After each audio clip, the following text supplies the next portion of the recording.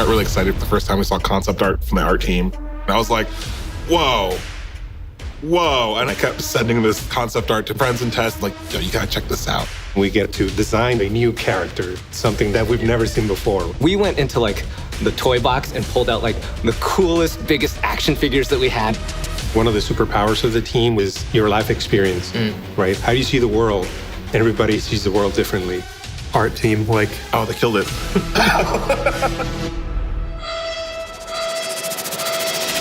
the blue sky phase is a really important part of our process. It's just like, sky's the limit. You can kind of do whatever you want. This is where you don't get like limited by anything. You hear people throwing these words over and over again. Action, blockbuster, colorful. So we take notes and we take those and like, guys, we got 2 weeks. We're gonna do this really cool exploration. A lot of those things, that you see on the screen, they're those seeds that come from those 2 weeks where we do all the blue sky form. We landed on the final look for New Muna by continue the blue sky phase for concept. Most things around in Destiny are sort of ruined or broken. It's post-apocalyptic. I think a lot of people were expecting something dark, but we wanted to sort of surprise that a little bit. Like, actually, you're in a bright, vibrant city. One of the things that we always want to do in our team is not just do things for the sake of, this looks cool. There's all these storms that go by. So like when you have sort of like a lighthouse and you have lights that go off and sirens that go off to kind of tell people where they are. Another interesting thing is, we got the Strand coming up.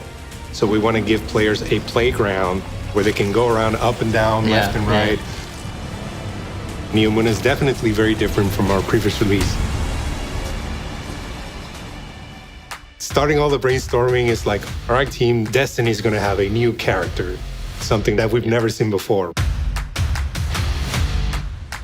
When we conceived of the Cloud Striders, we wanted to create a heroic archetype that was distinctly non-Guardian, something that pushed the extent of what you thought the Destiny universe had to offer. The most important part of the Cloud Striders to me is the sacrifice that they're making, which is unlike the Guardians, they don't have unlimited lives.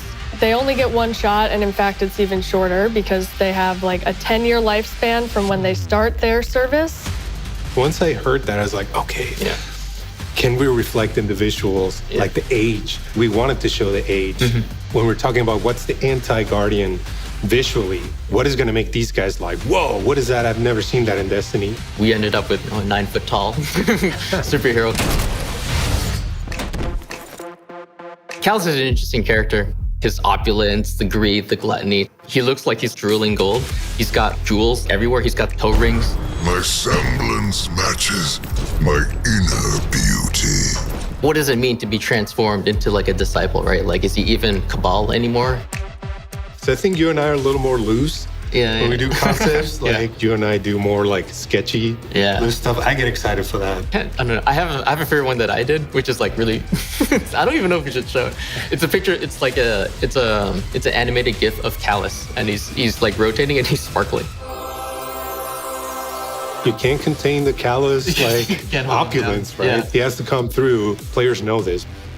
Players know this Callus. So this is a new Callus that joined forces with the Witness. This calls for a toast, does it not? We don't want to come up with just like great visuals. Yeah, like every detail has to support the theme or the story. From the colors, from the shapes, from the function, where it fits with the characters. That's one thing that this team does really well. There's a lot of thought going behind all the concepts and the ideas. And seeing the demos, like seeing in the game, trying things out, getting inspired by that, going in, doing the concepts, and then coming back and the back and forth between the teams. Seeing it done, like complete, we have the flow from the Wind of Neptune, and then we have all the flow from like Strand and how it's kind of like coming together. Sense, right? It all makes sense. There's something about like teamwork where like things are pollinating each other, and by the end it becomes like these very cohesive products. So it's really cool to see it all together.